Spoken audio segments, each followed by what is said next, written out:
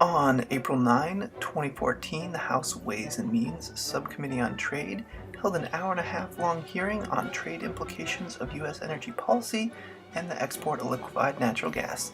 This is a 5-minute recap. Chairman Nunes wants to speed things up. Increasing exports of LNG and building LNG export facilities will create U.S. jobs and support economic growth. Today's discussion of LNG exports is especially timely in light of Russia's recent belligerence against Ukraine. To take full advantage of the opportunities presented by the American energy revolution, we must address unnecessary regulatory barriers and outdated policies at the Department of Energy. Making it easier to export LNG also sets a good example for our trading partners and promotes our broader free trade agenda. Ranking Member Rangel's also on board with speeding things up as long as the current law stays in place. Is there any member of the panel that believes that the President's authority is too rigid as relates to getting licenses to export liquid gas? Is there any reason to change the existing law? So everyone is happy with the President and existing regulatory law? I think the issue is that there are several dozen permits that are taking a long time to get permitted, and I think that's we can speed that up. We'll as long as we're not legislating. I'll join with you in all that I can do, Mr. Chairman, in making certain we expedite these applications. Thank you. The panel heard from a U.S. manufacturer. Sharp benefits from the principles of free trade to support American manufacturing jobs from coast to coast and in between. Deviations from those principles, whether at home or abroad, can only hurt us and our communities as a whole. A port commissioner touted energy trade. The Port of Corpus Christi, just to orient you, is the 5th largest port in terms of tonnage in the United States.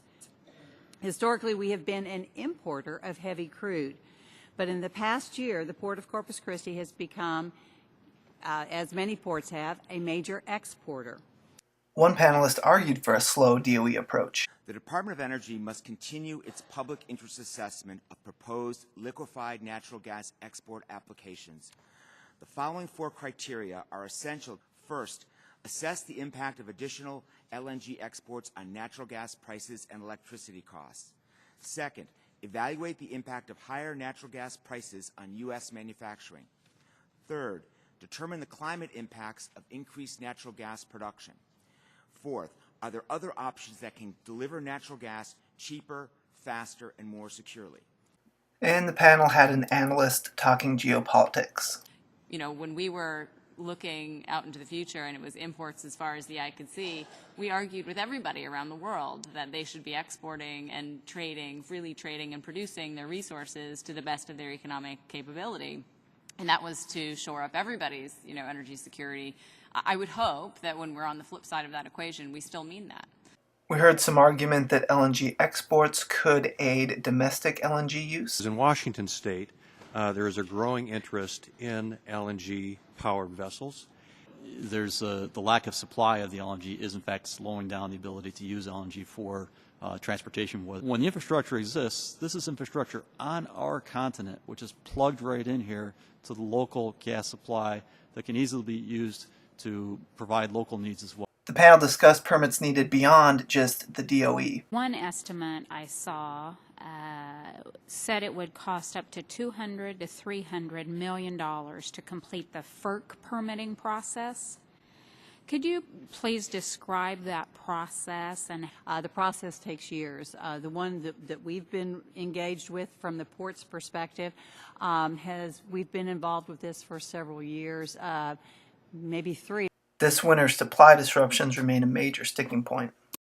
New England, that's part of the bigger picture.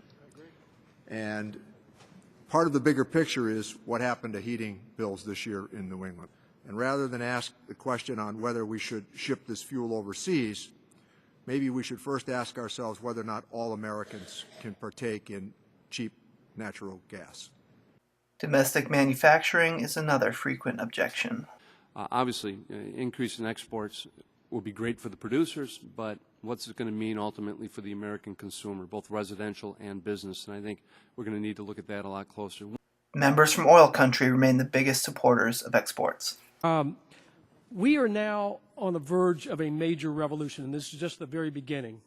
It's a new era of energy diplomacy, in effect, which is monumental unlike anything we've seen in decades. We have an asset that really gives us great leverage in the world. I've had the opportunity to travel to that part of the world, and when you talk to people and say about sanctions, we don't want you to buy certain products from these people, and they said, that's fine. Can you replace what you're asking us not to buy? And those are the highlights. Don't forget to like, subscribe, or visit our webpage.